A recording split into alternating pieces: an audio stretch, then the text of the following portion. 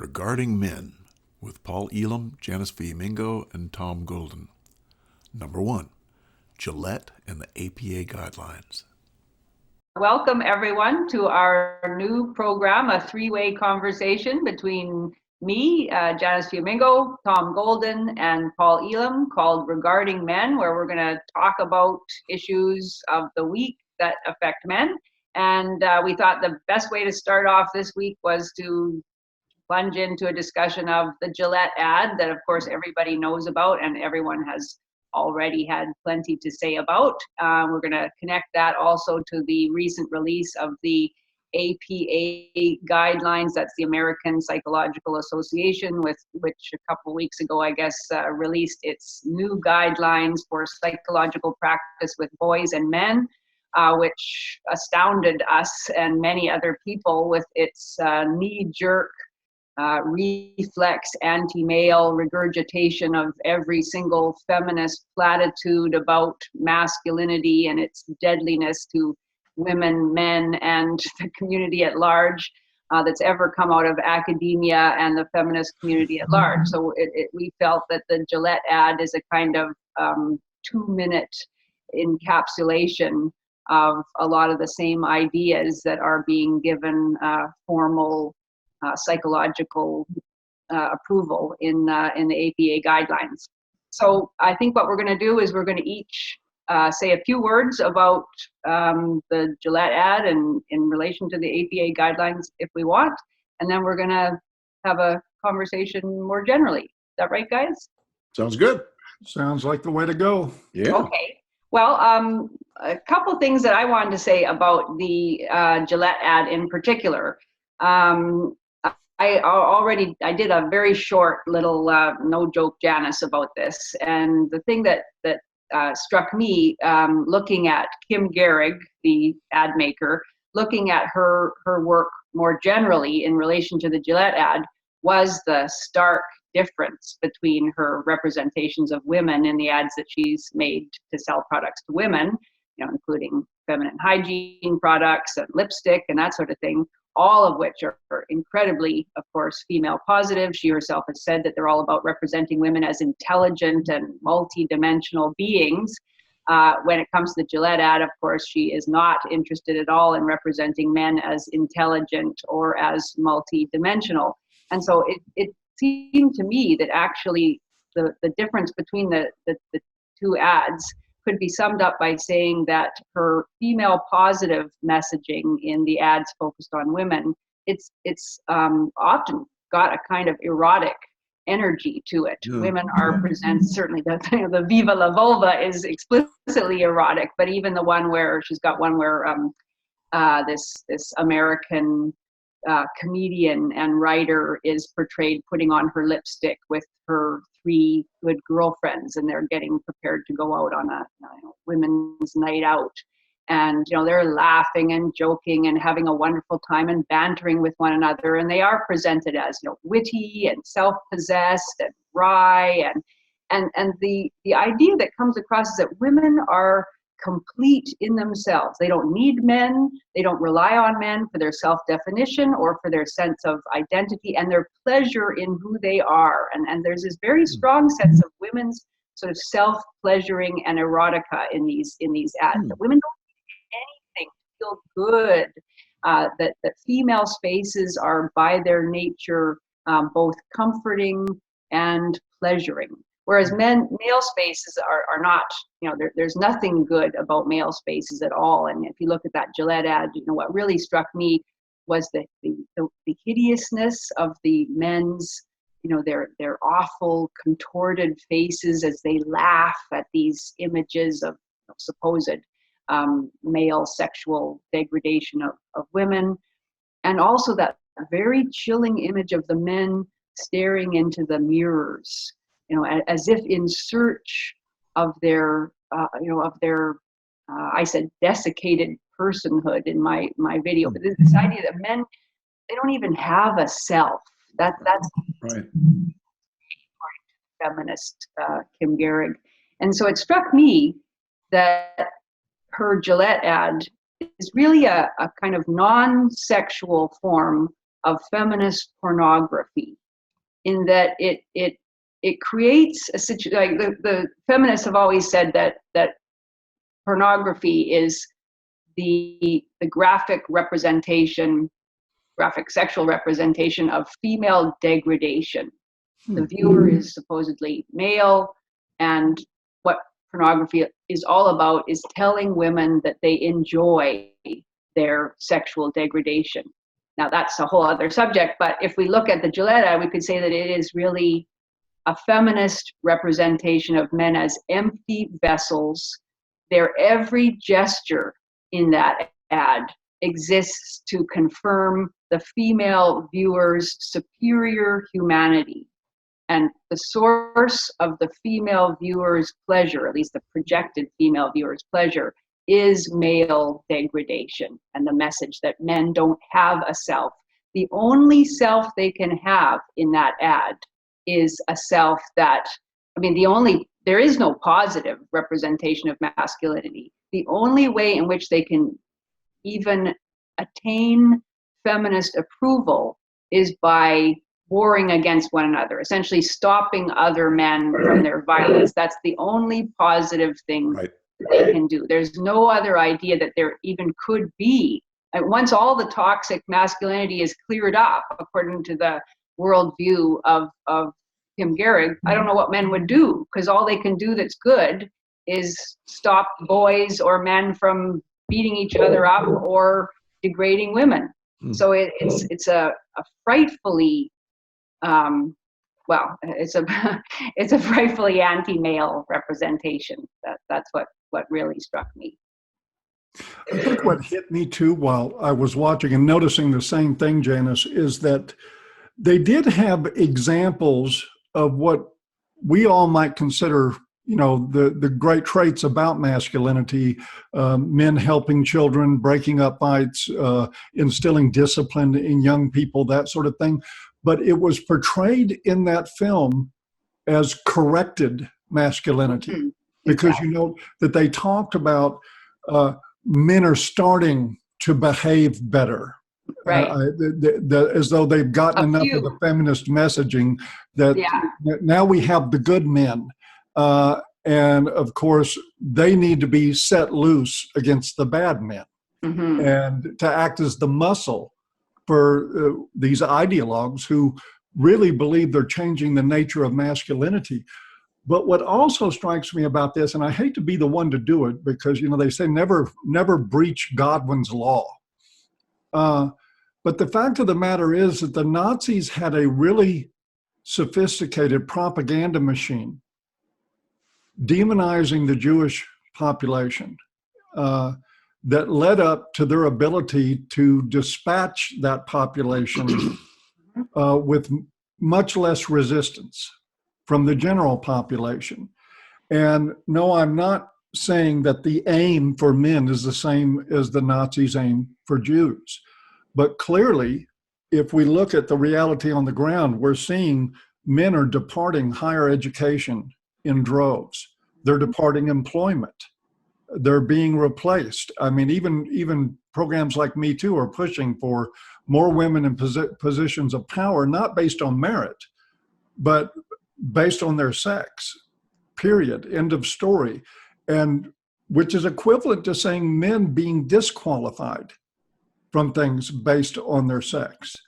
So to me, it fits the pattern that you have a propaganda machine going which is its aim is to enrich the lives of one sex at the expense of the other, which is, exactly, interestingly enough, what a lot of people accuse patriarchy of being. That's the big complaint about patriarchy, is that men have always sat on the edge of their seats, twirling their mustaches, thinking of ways to oppress women and minorities. And of course, there was a racial component to this too, to that video. They showed mainly black men being the feminist muscle, mainly white men being the offenders. And that's an entirely another discussion that can come out of this. But all of this made me feel that it ties right into the APA agenda, that you have the old Division 51 of the APA and the ideologues that ran that place and that silenced any voices of dissent and silenced anybody that wanted to talk about biological differences between men and women, and silenced anybody that wanted to point out that bad characteristics weren't necessarily gendered, that women were capable of evil, so were men, that human beings are a mixed bag, which common sense tells us is absolutely true. But they've said about, from the American Psychological Association, who, by the way, accredits in a lot of states, you can't complete your education as a psychologist without the approval of the APA. It's amazing. And now the APA is insisting on instructing people that men are bad, women are good, men are perpetrators, women are victim. These stereotypes, bigoted stereotypes, one after another. And it's almost to me like the APA and Kim Gehrig / Gillette were doing a dance with each other with this really toxic message. Same team. And that was my takeaway from it.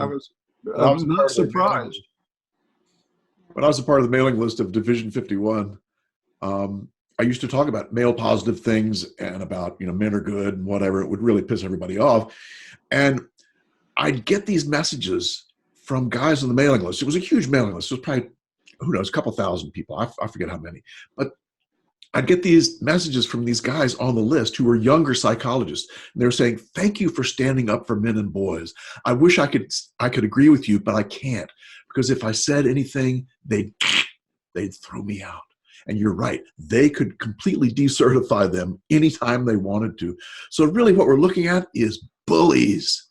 These people are bullies in the worst sort of way, in an ideological way that cuts people off. Of course, they eventually threw me out, as they threw out most other people who were saying good things about men. And they've just honed themselves down to this narrow line about what they're about. And it's only about the feminist line. They're going to be those good men who come in and save the day. And that's what they're about today. It's really sad. Can I ask you a question, Tom? Go for it. I know that when I look at things like the Gillette ad and I look at the financial motivation, we know one, and it's a shame that, bashing men sells products to women in this culture. Yes. It's sad, but it happens and it's a reality. So I see the profit motive there.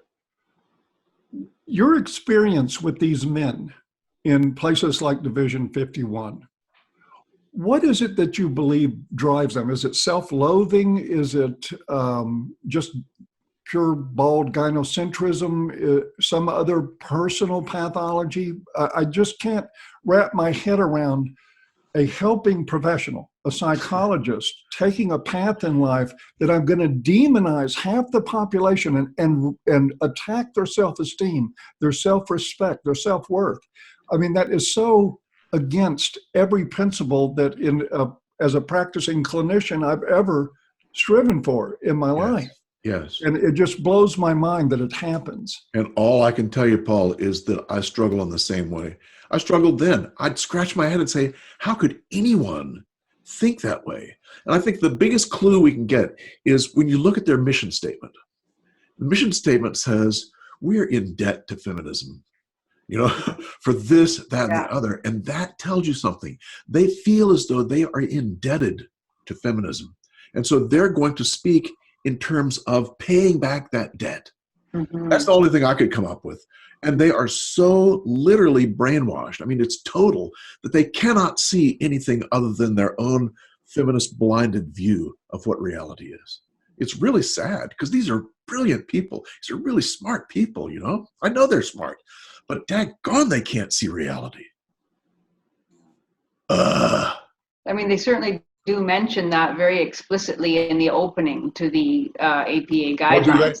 They say that that there are many gender experts who have worked on reforming the APA's approach to treating women, and they are now turning their attention to, creating these guidelines for treating men. And they also have a whole rationale where they talk about how up until, just a few decades ago, the entire history of psychological study was supposedly the study of men, and that it was, in its nature, anti-female. And I don't know whether that's true, because I have no understanding of the history of psychology. It's not true. No, of course not. Profession or Yes. anything. Yeah, I would be very surprised if it were, but certainly that's what they say. And it often strikes me that this is part of the problem, is that all of these so-called social justice or reform movements start from the premise that up until about 1980, the entire world had nothing good to say about women. And that, the entire world was a patriarchal plot to oppress and to demean and to degrade and to objectify and to dehumanize women. So believing that, then, a little bit of objectification and degradation and dehumanization of men now is, maybe a kind of move towards cosmic justice. I mean, why you would think that, I don't know, because you'd have to believe in some kind of collective revenge. But I do think there's always that idea that up until just a few years ago, women were not treated as fully human. And therefore now if we dehumanize men, well, so what? They've been the center of everything, since the first day of civilization. So, and that's there in the APA guidelines. So I think that must be part of the rationale. Mom and apple pie, right? Yeah, I know. Well, exactly. We hate women. Yeah. Mom and apple pie. Well, I've also got a 3-word response to that, is Belfort Bax, who Yes. wrote about That's feminism true. as far back as the late 1800s. He wrote a really definitive text in 1913. He was subsequently run out of all the publishing houses because he challenged feminist, the feminist narrative. Yes. And well, I studied women writers in the late 19th century. They didn't feel, I mean, they had grievances, certainly. They were already articulating the feminist grievance model, but they did not feel powerless. They knew they weren't. They knew that they had social power, and they were able to draw on a whole stock of images and ideas about female moral superiority that precisely enabled them to make their points very powerfully in the public sphere and to immediately get a whole slew of men on their side. Right. So this idea that women were always considered, somehow not human is obviously false. But it's a very well entrenched idea, and it justifies all manner of unfairness to men now. And we really have to. But it's very difficult now because so much of history has been rewritten by academics. Yes. Even if you try to research, you have to go to the primary sources, and that takes a heck of a long time, and it's very difficult for a lot of us to do. But if you simply read a history written by an academic, it's going to have the slant right there already, and so it's going to confirm what everybody suspects, which is that the history was so oppressive to women. So we've got a real problem. Well, I have an idea about that, and that is I see a real crash coming, a huge crash. One is that most people are thinking this feminist stuff is right. But the other is that the research is saying something completely and utterly different. The more they study testosterone, the more they're starting to see that it is really related to the kinds of things that the APA and the Gillette commercial are against. They know now that testosterone pushes men to strive for status, to compete. And that's exactly what these people hate. They hate that. Oh, God. But so we've got the reality of the research on testosterone and the whole feminist idea. It's going to collide one of these days, hopefully. I think it already has. That Gillette video is already well over 1 million dislikes. Let's get up to 60. Which I would say 5 years ago, I would have just said that was an impossible dream. I know, Paul. That So 1 million people would find that. So I think there are people catching on to the narrative, and But it's about time. I would guess that a very small percentage of those people know about this testosterone research and know about the reality that men are the way they are for a good damn reason, you know? And the research is so clear. And it's pretty hard to imagine a functioning civilization without the drive to compete. Yes. Yeah. Indeed. Pretty hard to imagine the technological wonders that we all benefit from, the life-saving medical technology and, you know, everything else. So the technology that we're using to have this conversation, absolutely impossible to imagine in a feminist society. Oh, come on, Janice. You know women would have invented all that stuff if men hadn't gotten in the way. Yeah.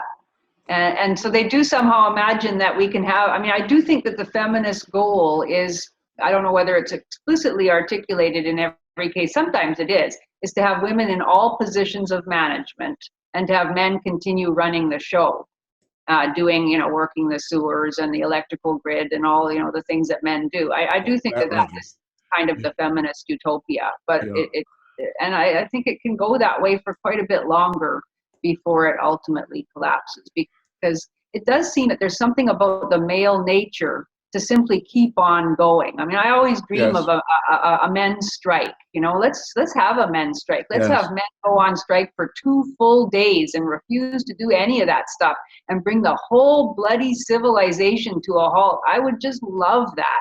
And do it in a nice way. It doesn't have to be an angry way. And just say, this is the work of men. Indeed. But men won't do it. You know, I know that it wouldn't fly. Otherwise, you know, I'd say we should call for it. But it just won't, because men can't stand. Men like to, you know, they like to keep things going. That's right. They feel a very deep need. So that makes me worry that we will keep going along the path we're going on for a long time yet until it collapses. Feminism is predicated on the necessity for men to continue to be blind to the disadvantages in their role and to continue to be willing to be disposable in order to take care of women.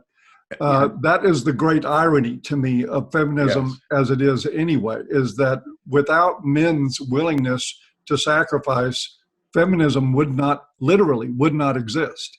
It wouldn't be able to happen. The whole deal is fueled by gynocentrism. You know, men are completely blue-pilled and blind to any red pill stuff because they've taken this gynocentric pill that says, oh, I will serve. I will take care of her. You know? I think it's in our DNA. Yeah. What's that? I think it's in our DNA. I think so too. One of these days we'll find it. Yep. Until then, we'll struggle.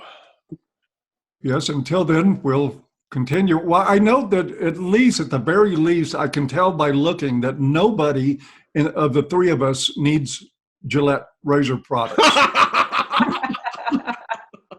We're all boycotting Gillette. So we're good on that. There you go. That's for sure. And so listen up, guys. If you ever wanted an excuse to be a neckbeard, this is it. Indeed. Fire it up, man. Fire it up. Good. Well, why don't we move on then and talk about one of the ideas that we had for this segment, this discussion, whatever we want to call this thing, was to recognize somebody out there in the world, probably somebody that doesn't get recognition from our community on a regular basis, and to recognize somebody else who also deserves our attention for different reasons. And so we will start with a positive mention of Piers Morgan. And do either one of you have the tweet he retweeted available? No, I looked for it. I couldn't find it. Well, I can paraphrase it easy enough. He did tweet that what Gillette was doing was asking men to buy their razor blades and cut off their own balls with it. True. And of course, now I've seen, and I will, Tom, I will get you the links for it. I've seen a handful of articles already now calling Piers Morgan an MRA. But go team. Poor Piers. Good for Piers. I've often found him a very infuriating man, but on this file, he's been fantastic. I really admired his passion and his anger and his willingness to say it. Amen. And we don't have to 100% approve of anybody that we nominate for this recognition. I don't agree with everything that he says either, for sure.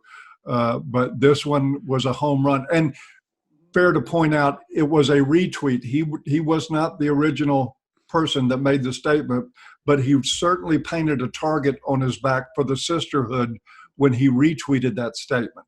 Yeah. When he went on public television talking about, his utter Exactly. disgust with the ad, and I know he's been really forthright about it and courageous. So he gets the first Regarding Men award. Yes. Yeah. Well, cheers to you, Piers. Cheers to Definitely. Piers. And now we have another bit of recognition that we have affectionately termed the Flying Puta.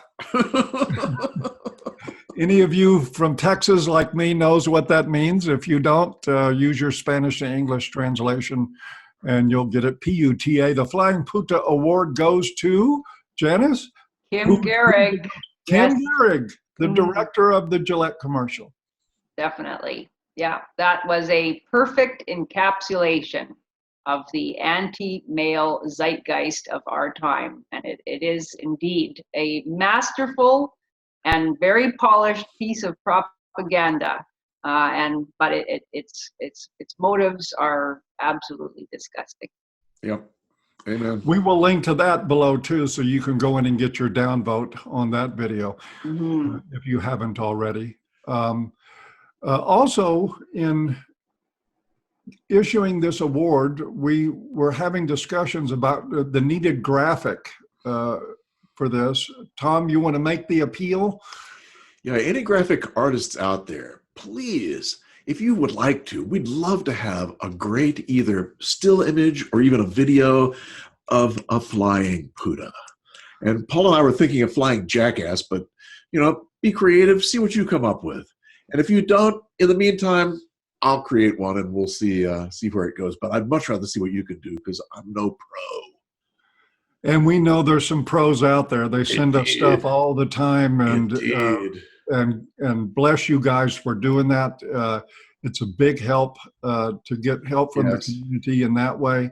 So if you want to design a Flying Puta award, we will be happy to play it or to show it as a part of this discussion. I would love to see a flying Puta go across the screen when we announce who wins, There you go.